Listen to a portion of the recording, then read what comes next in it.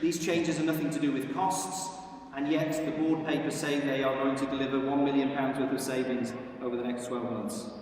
You've heard the board say that they can't maintain consultant-led services at 3 sites because they can't sustain the rotas, the number of individuals that they need to run those 3 sites. And yet, on the other hand, they've promised to do just that in 12 months' time, when they say the situation will be even more difficult.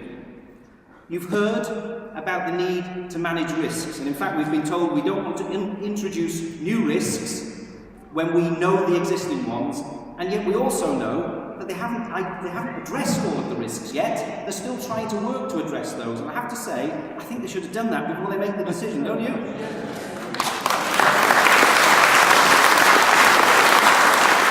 You've heard also that this is a preemptive move to prevent further risk, and you've also heard that it's yet, on the other hand, an urgent change which needs to happen now, and that's why they can't consult, and that's why they haven't engaged with anybody.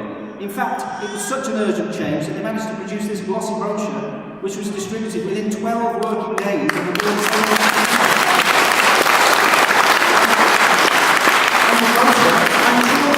I'm told that they actually managed to turn this thing. It's the fastest I've ever seen the NHS. It is littered also, sir, with errors, unfortunately, and it yet is being distributed.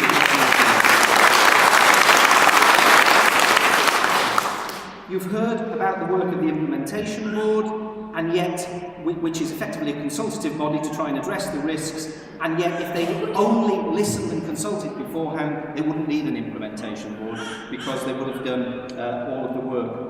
You've heard about recruitment challenges, yet we know that much of the recruitment problem in North Wales is a result of the board's very poor reputation for its dreadful management.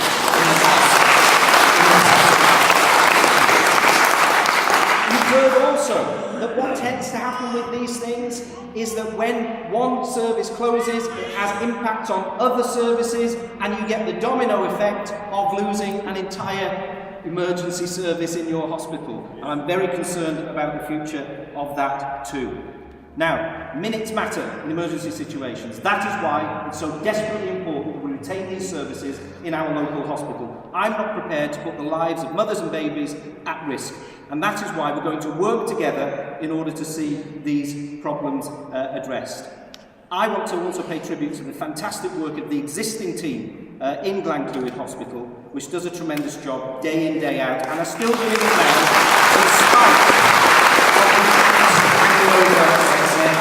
of the services. And I want to say this.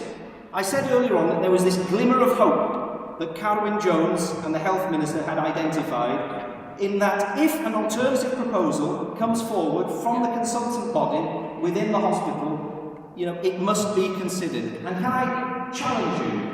Will you sit down with Anne Jones and I and the consultant body in order to see whether an alternative proposal can be worked out? Yes? No? Please. Yeah, well, let them answer. Come on. Be brief. I'll be very brief. We've said very clearly, Darren, that the implementation group will consider any suggestion, any clinically led suggestion that is put to it in order to mitigate the risk that we know about. So that's a yes. Okay. Okay.